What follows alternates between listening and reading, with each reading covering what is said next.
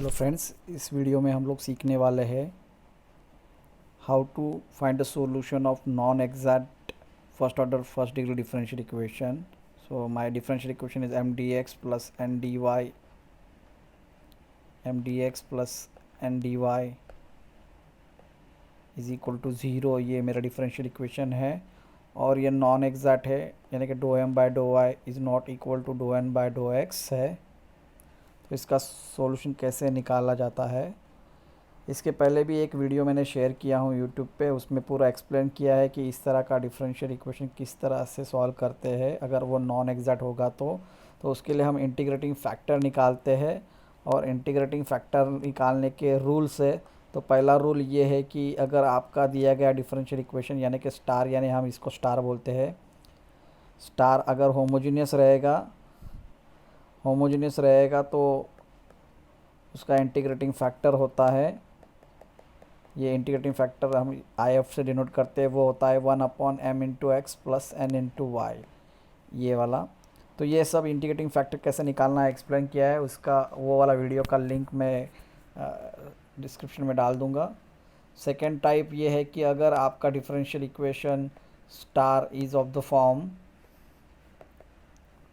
जो भी आपका m है उसमें से y कॉमन निकालो, बचा हुआ सब कुछ एक्स वाई के फंक्शन में होना चाहिए, प्लस जो भी आपका n है उसमें से x कॉमन निकालो, बचा हुआ सब कुछ in terms of X Y में होना चाहिए. सो इन दैट केस, इस केस में इंटीग्रेटिंग फैक्टर जो होगा वो होगा 1/m into X minus N into Y. अगर ये दोनों फेल हो जाते हैं केसेस, तो तीसरी केस बनती है कि आपने जो dough M by dough Y and do N by do S निकाला है जो कि इक्वल नहीं है, उसको सब्सट्रैक्शन निकालो, उसको n से डिवाइड करो. ये n से डिवाइड करने के बाद सब कुछ इन टर्म्स ऑफ x आना चाहिए. तो इंटीग्रेटिंग फैक्टर होगा e integration of that function. और अगर ये भी तीसरा केस भी फेल हो गया तो ये जो dough M by dough Y माने डो एन बाय डो एक्स है, उसको आप -m से डिवाइड करो, सब कुछ इन टर्म्स ऑफ y आना चाहिए. तो इंटीग्रेटिंग फैक्टर होगा e integration of F of Y D Y. तो ये सारा चीज़ें हमने इससे पहले शेयर किए हुए वीडियो में बताए हैं. आप पहले वो वीडियो देखिए, समझिए. और हमने इस टाइप का यूज़ करके एक एग्ज़ाम्पल भी सॉल्व करके बताया है उसमें.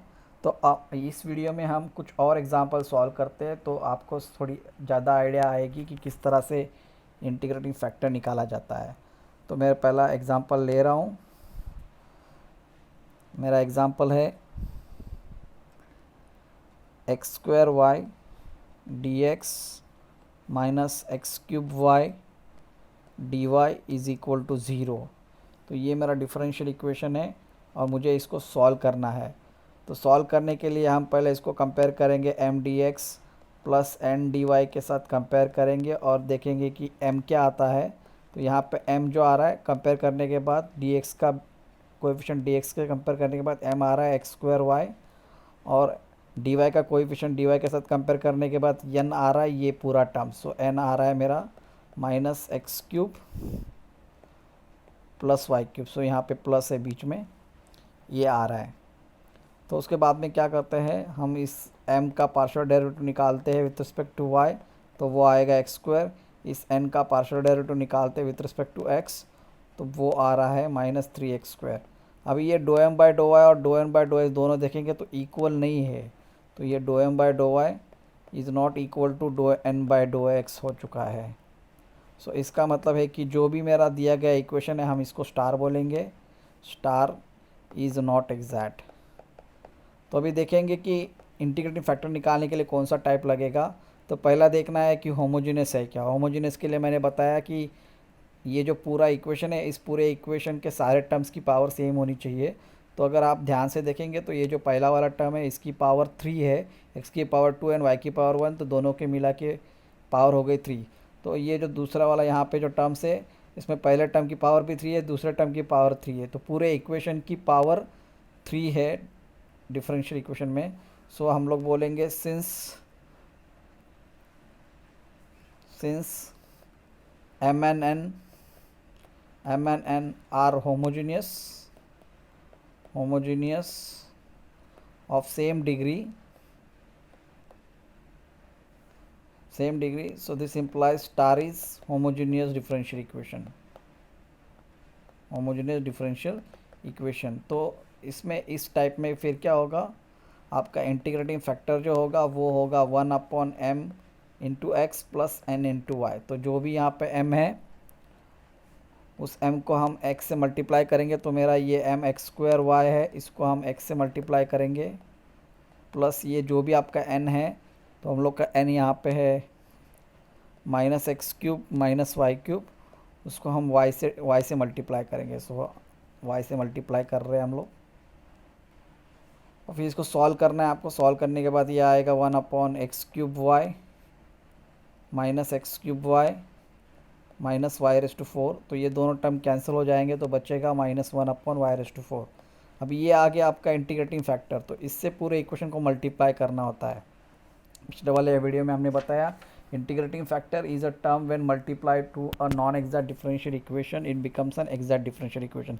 तो अभी ये इंटीग्रेटिंग फैक्टर से मल्टीप्लाई करेंगे, so integrating factor into star आपका डिफरेंशियल इक्वेशन, तो ये बनेगा -1/y⁴ into your differential equation.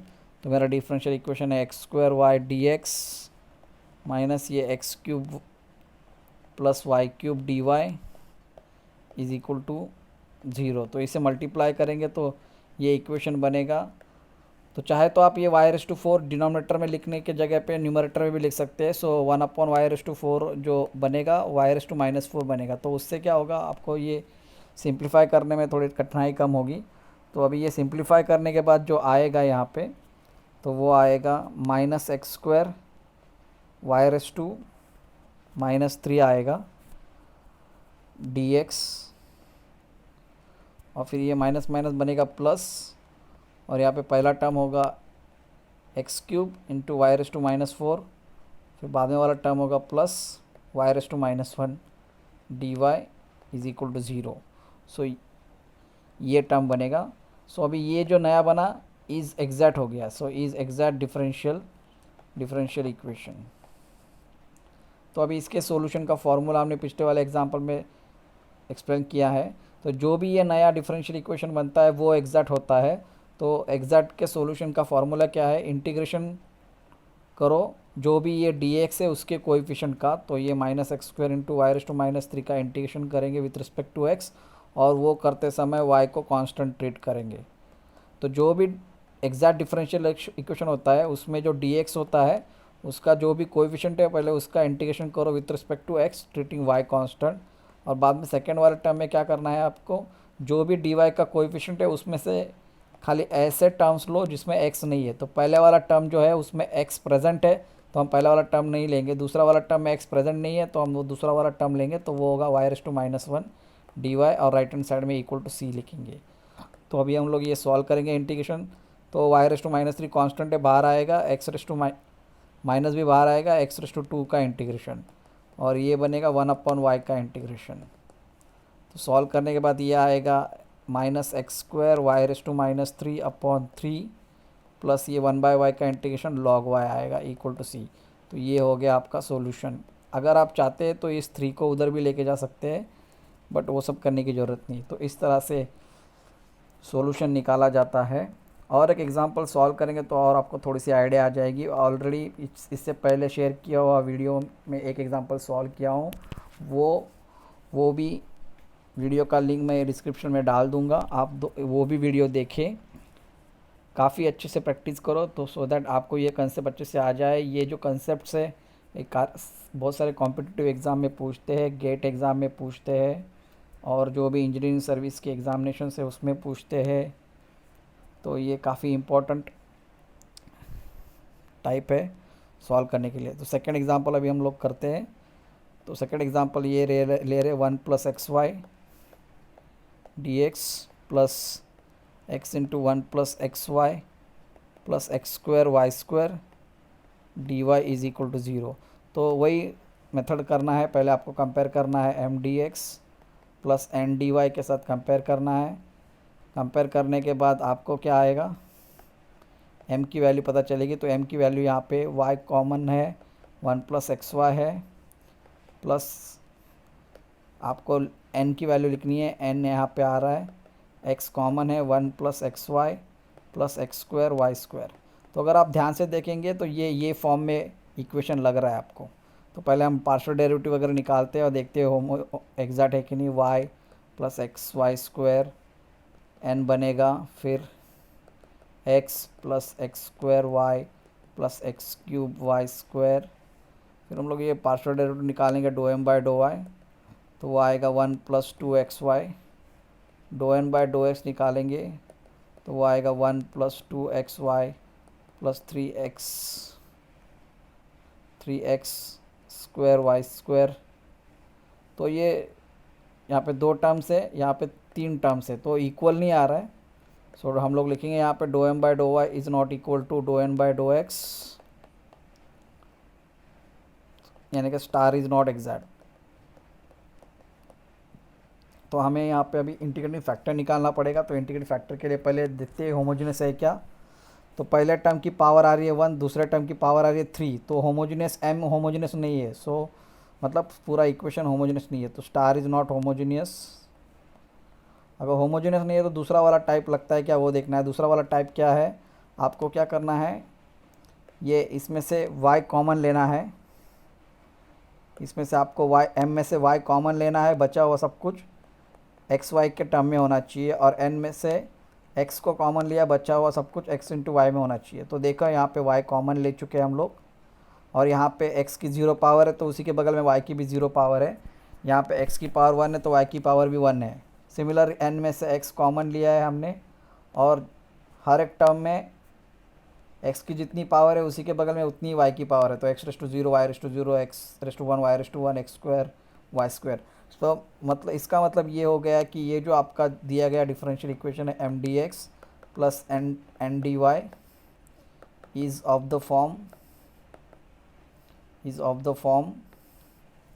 कौन सा फॉर्म है ये,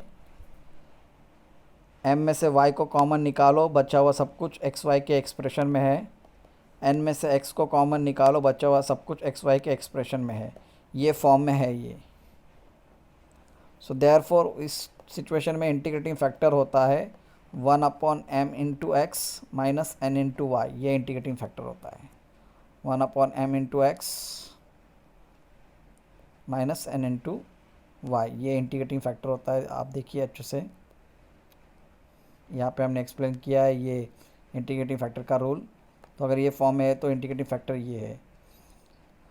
तो अभी हम लोग यूज़ करते हैं ये m इंटू एक्स, तो 1/a m को हम मल्टीप्लाई करेंगे, so y plus X Y square को हम मल्टीप्लाई करेंगे x से, माइनस लिखेंगे जो भी मेरा n है, मेरा n है x plus X square Y plus X cube Y square, उसको हम मल्टीप्लाई करेंगे y से, और फिर देखेंगे क्या आता है। तो ये आ रहा है पूरा एक्स वाई आ रहा है, plus X square Y square आ रहा है, माइनस एक्स वाई आ रहा है, minus X square Y square, minus X cube Y cube आ रहा है।